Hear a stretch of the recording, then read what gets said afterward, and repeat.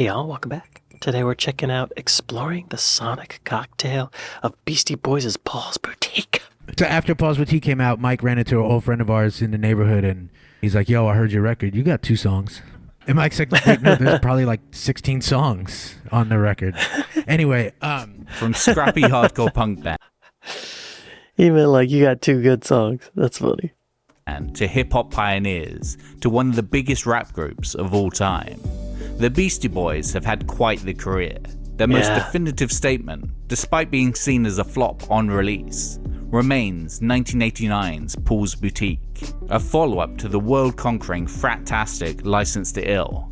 It joined De La Soul's 3 Feet High and Rising and A Tribe Called Quest, The Low End Theory, as the moment where rap music chilled out, foretelling the future rise of alternative hip-hop. It also made use of samples in a way that had never been heard before, and never would be again. But how did it all come together? How did they get away with sampling the Beatles? Yeah. And how did 3 Jewish kids from Brooklyn create one of the most important albums in 80s hip-hop? This is the story of Paul's Boutique. Okay, y'all. So, I do like the Beastie Boys. Back when they first came around in the 80s, I remember that song, the video for Fight for Your Right to Party, and I thought they were a joke group. Like, I thought they were like Weird Al Yankovic or something. I remember Paul's Boutique came out, and I was too young to appreciate it. I didn't get it at all. I didn't buy it. I didn't listen to it. I think Ill Communication was the first album of theirs that I heard, and I was like, oh, yeah, I'm on board. I know they started as a punk band, and then they became a rap group, and then they were in New York, and they moved to LA, and then back to New York. That De La Soul album they just mentioned is really, really good. It's really good. It's simple, but really creative. I suggest checking it out if you haven't heard it. Before 1987 to 88, License to Ill, Fatigue, and the Dust Brothers. Song Fight for Your Right to Party, Beastie Boys. We all know this song. Kick it. By 1987, the Beastie Boys, composed of Adam Horowitz, aka Ad Rock, Adam Yauch, aka MCA, and Michael Diamond, aka Mike D, were the biggest thing to ever happen to hip-hop. Their License to Ill album had sold 9 million records and peaked at #1 on Billboard and #2 on the R&B charts. Wow. The Beastie Boys did what Elvis Presley had done 30 years previously, taking a black musical form and brought it to mainstream America. But the biggest single off that album, Fight for Your Right to Party, confined them.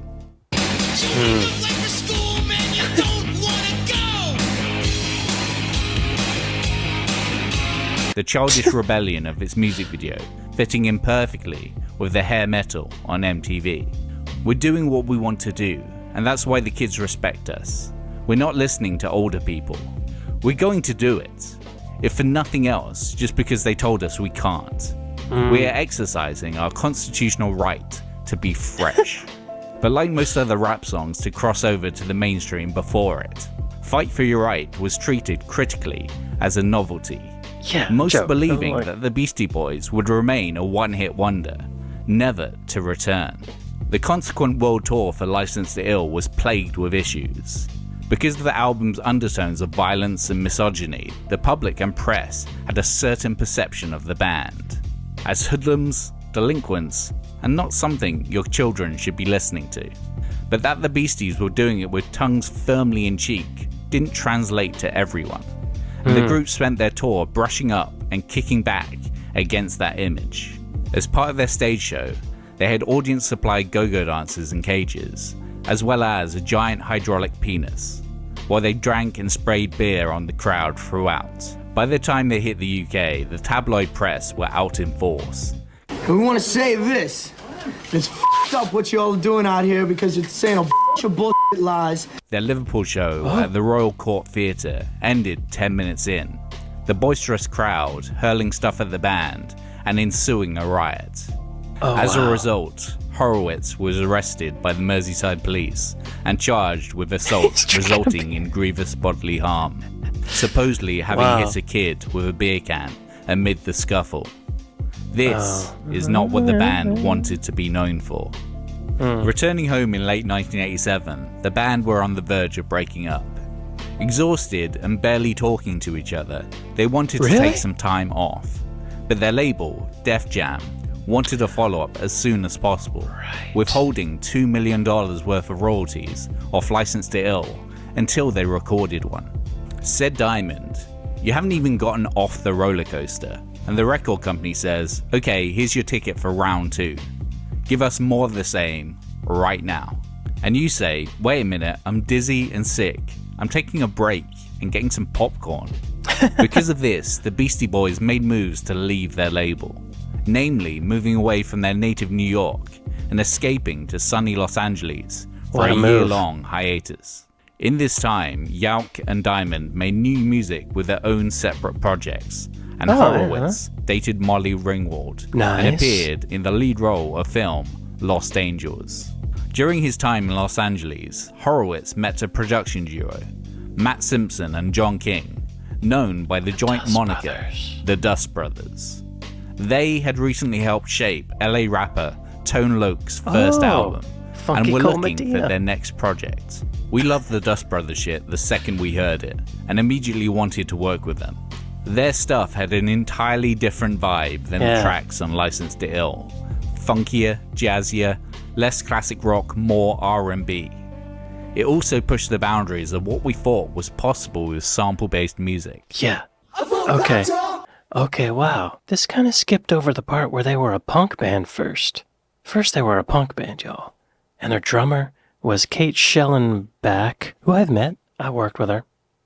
I engineered, well, I don't know if I should name drop, but I used to work with the Indigo Girls a lot, and I engineered a couple of Amy Ray's solo albums, and Kate Schellenbach played drums on one of those. Name drop. And she was the first drummer for the Beastie Boys, but then they fired her because they became a rap group. The story I've heard is that Russell Simmons was the head of their label, Def Jam. I think Rick Rubin co-owned it, maybe? Rick Rubin produced that album, License to Ill, right? Russell Simmons withheld that $2 million of royalties, saying, "I'll give it to you when you make your next album." And they're like, "No, we're getting out of town." I have a feeling Russell Simmons is very well connected, and maybe they didn't feel physically safe in New York City, so they had to go across the country to get away. Allegedly. And I think the Dust Brothers had an apartment in Koreatown in LA, and that's where they made Paul's Boutique, pretty sure. Okay, Full Clout, 1988, aka Shake Your Rump, song Full Clout, demo, Beastie Boys. Full clout, y'all. People ask me when my tape is coming out, y'all. Well, here it is, y'all, and it's clout. One of the first tracks created for the album was originally called Full Clout. It, alongside another track provisionally dubbed Dust Joint, were tracks that the Dust Brothers had already written to release as club instrumentals themselves. As such, they had a huge amount of sampling, making them some of the most complex tracks that would find their way onto Paul's Boutique. Okay. They put together some beats, bass lines and guitar lines, all these loops together, and they were quite surprised when we said we wanted to rhyme on it, because they thought it was too dense. They offered to strip it down to just beats, but we wanted all that stuff on there. While Dust Joint became Car Thief, Full Clout would be renamed after a vocal sample from Africa Bambaataa and James Brown's 1984 song Unity Part 2, Because It's Coming, that is used on the track.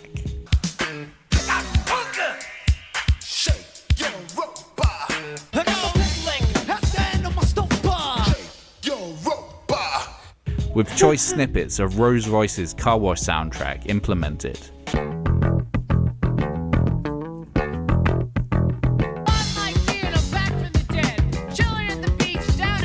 Wow.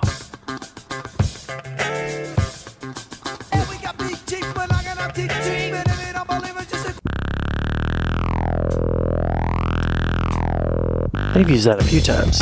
Oh, okay. Maybe not. Yeah. As well as Alphonse Mouzon.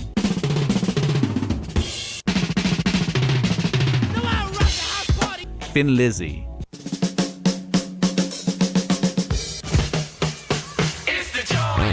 and Ronnie Laws.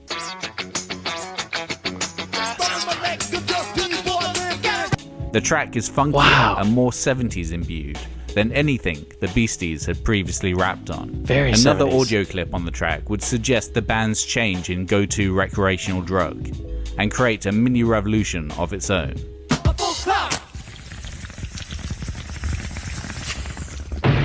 Said co-producer Matt Dyke, "The funny thing is, I heard bong hit sounds on 50 other CDs after that. Oh, I Cypress bet, Hill were clearly taking notes."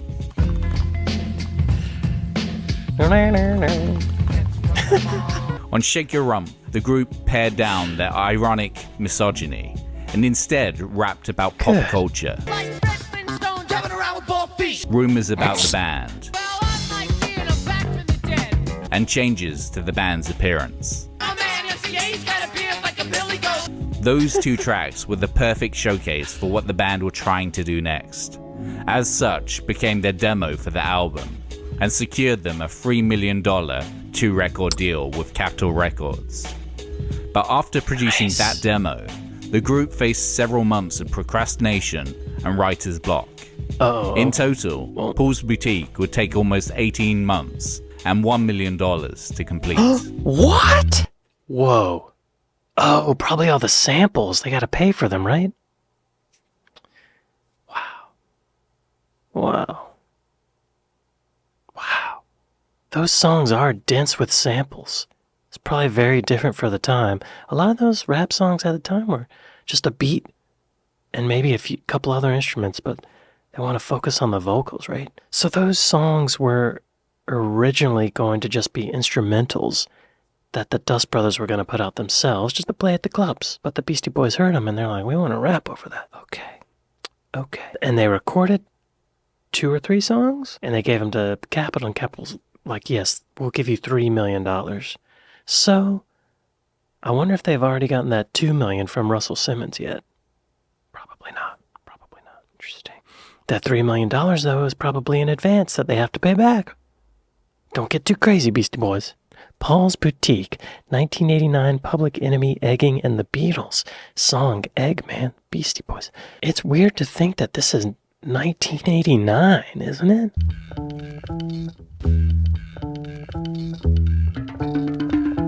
Though writing sessions for Paul's Boutique would involve a good deal of red wine and marijuana, they were also inspired by the music that was coming out at the time.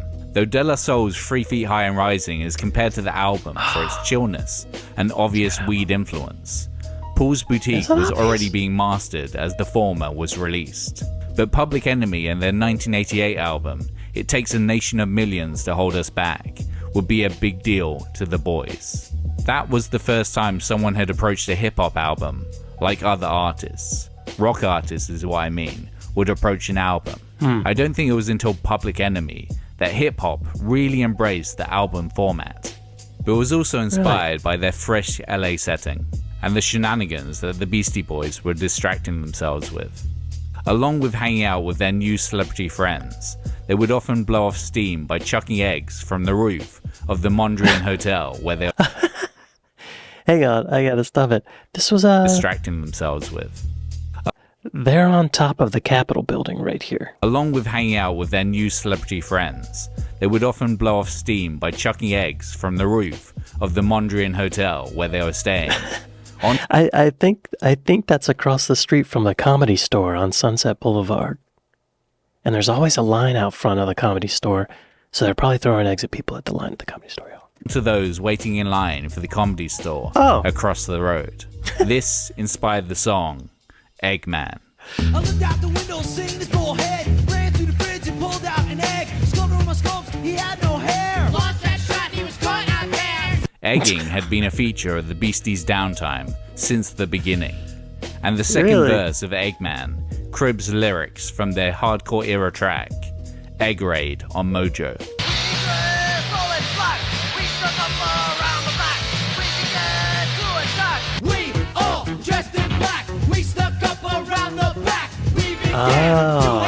It also features one of the most interesting uses of sampling on the record. In the breakdown, the Dust Brothers have utilized 2 of the most famous classic horror themes and combined them into one terrifying whole.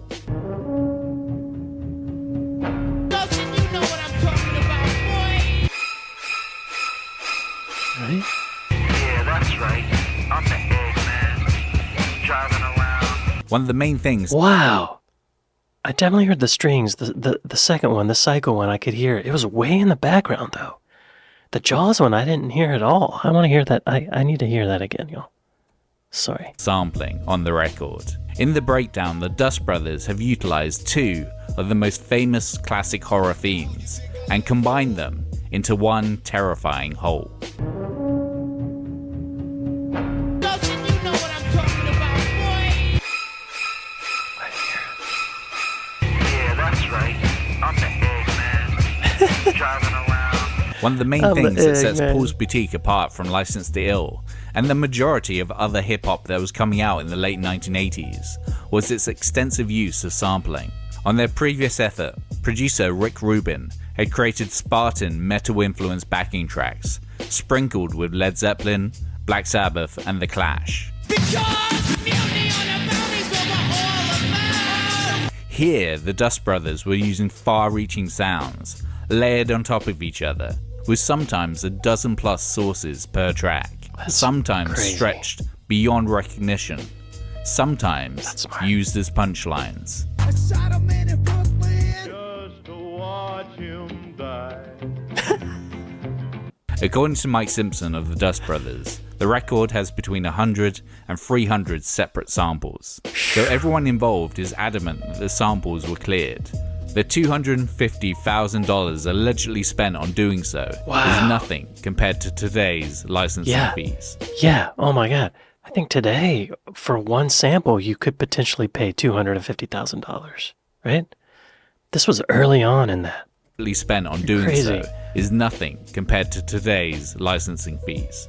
The sampling was done to its absolute limits to see how much they could get away with.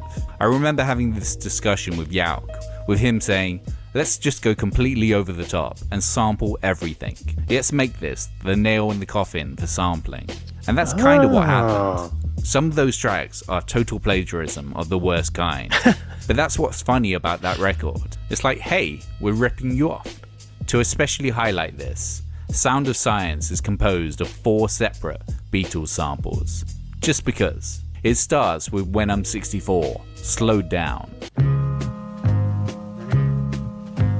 Now here we go, jumping science, jumping it all over. Augmented by the intro screech from Back in the USSR. Sounds of science. Then uses the guitar I didn't recognize that. It's so, who would recognize that? Also, I think that's like a sound effect the Beatles used from the EMI library, probably. So they could, Sounds of science. like just for that pew, how expensive was just that pew? Right?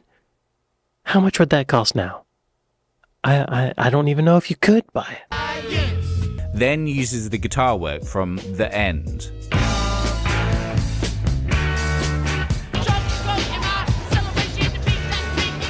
Atop the drums from Sgt. Pepper's Lonely Hearts Club Band, Reprise.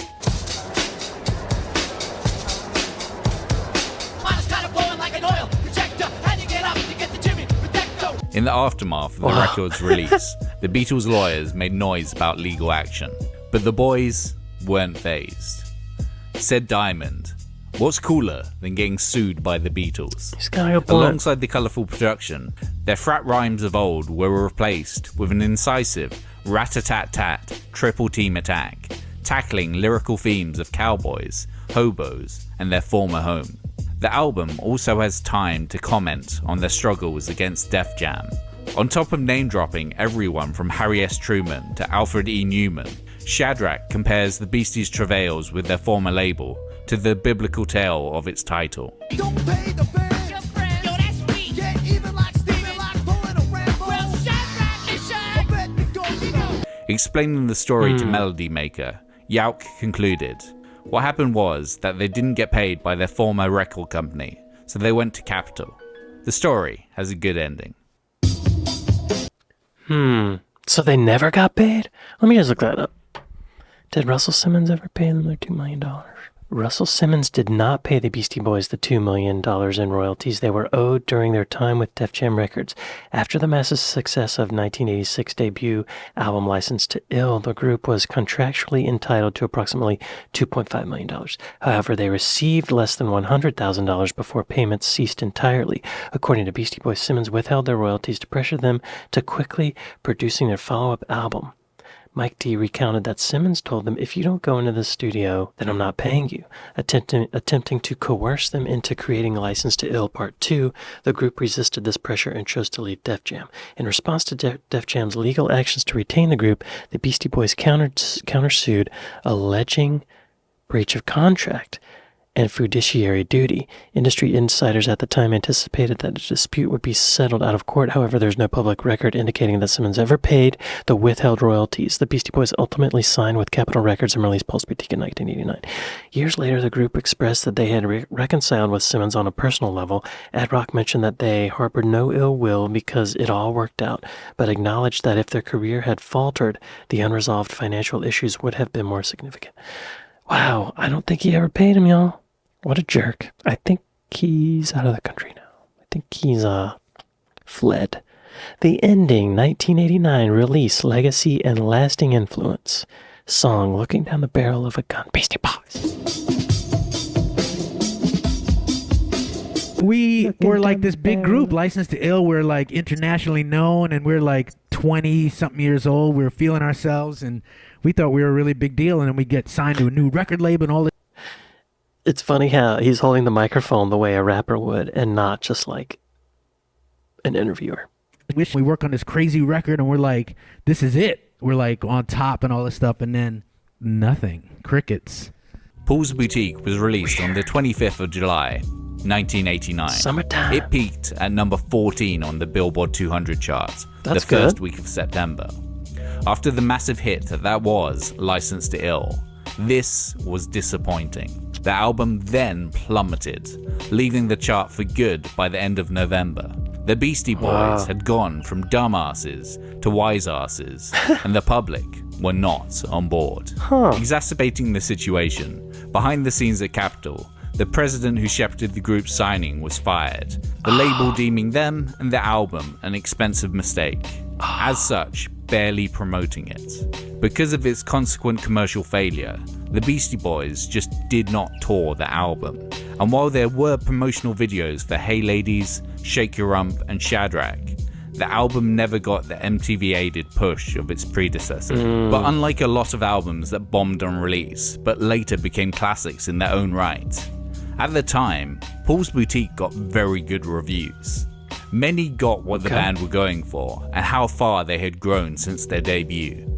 David Hiltbrand of Time magazine wrote, "At the risk of sounding ridiculous, let us assert right off the bat that Paul's Boutique is as important a record in 1989 as Dylan's Blonde on Blonde was in 1966. Wow. The most daring, clever record of the year." In 2002, Pitchfork named it the third best album of the 1980s. Wrote William Bowers, "The Beasties expanded hip-hop's domain to name-check Salinger, Dickens, Galileo, and Newton. So ahead of its time, it should be on a 90s list." One of the main reasons for its classic status in popular music is that the album is truly unrepeatable. About a year after its release, record companies and hip-hop artists started becoming a lot more careful with what and the extent with which they were sampling due to prohibitive licensing fees. This was down to the landmark lawsuit against Biz Markie by Gilbert O'Sullivan. O'Sullivan suing the former for his use of Alone Again, Naturally, on Marquie's 1991 track, Alone Again.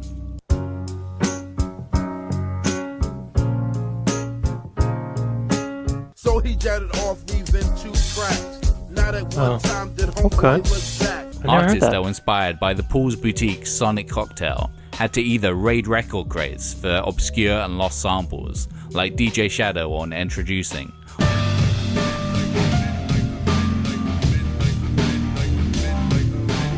or The Avalanches on Since I Left You.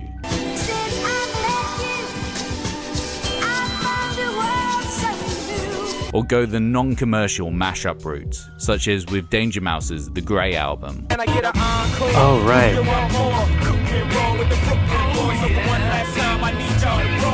Or Girl Talk's Night Ripper.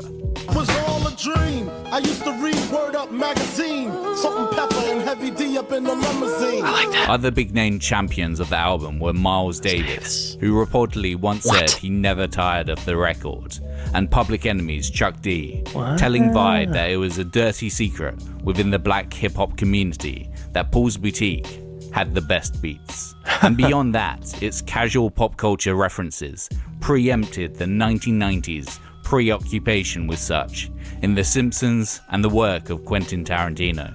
Really? Afterwards, the Dust Brothers continued producing, their biggest hit, confusingly, being Hanson's Bop. What? That's the Dust But Brothers? the production effort that seemed most like the next step on from Paul's Boutique was Beck's Overlay. Oh, that's a great album. That was a good drum break. A bizarro mix Love of that. obscure samples, genre-redefining instrumentation, and alt-rock smashes. As the 90s progressed, the Beastie Boys retained their role as one of the biggest groups in hip-hop, while returning to live instrumentation on Check Your Head and Ill Communication. But they were no longer the frat jokers of old. Hello, Nasty. They had grown up. Though not fully understood on its release, Paul's Boutique remains as their true masterpiece, a record out of time, ageless and unique. Wow. Yeah. Thanks for watching. What is your favourite pleasure. track on Paul's Boutique? Comment I down don't below. know. If you like the video, Shake why your not rump. like and possibly even subscribe? Over the last couple of weeks, I've had a big boost in views. I guess because people are staying inside and watching YouTube. And that's Yes. great. I hope you're all well. I'd also like to give a big shout out to all my patrons. You help this channel to continue to happen. Thanks a bunch, and I'll see you soon. Hey, y'all, be sure to go to Trash Theory and like and subscribe. Another great video by Trash Theory. Wow, yeah, I guess Paul's Boutique did so poorly sales-wise that it caused the Beastie Boys to rethink their whole approach because they started playing instruments again. Mike D played drums, Ed Rock played guitar, MCA played bass, and their next album, Check Your Head, they played a lot of their own samples. And I think there's a few straight up instrumental jams on that too. A story I heard that I can add to this is for some time while they were in Los Angeles, they were staying at a house owned by this woman. They were renting the house, it had a pool, and the woman's husband had passed away sometime before, but her husband had all of these 70s, like, I guess you would call it pimp clothes, like what he's wearing here. Like hats with feathers in them and bright colored suits and everything. There was a closet full of all these clothes. So for a lot of the videos, for the songs for Paul's Boutique, they would wear these clothes. They would just wear this woman's husband's clothes. And it became kind of part of the style of it all, which is really funny. You would think that there was some like wardrobe budget, but no, they're just like, I want to wear this suit in the video I'm going to shoot today. And they did. That's awesome. I'm one of those people who didn't get Paul's Boutique when it came out. I'm one of them.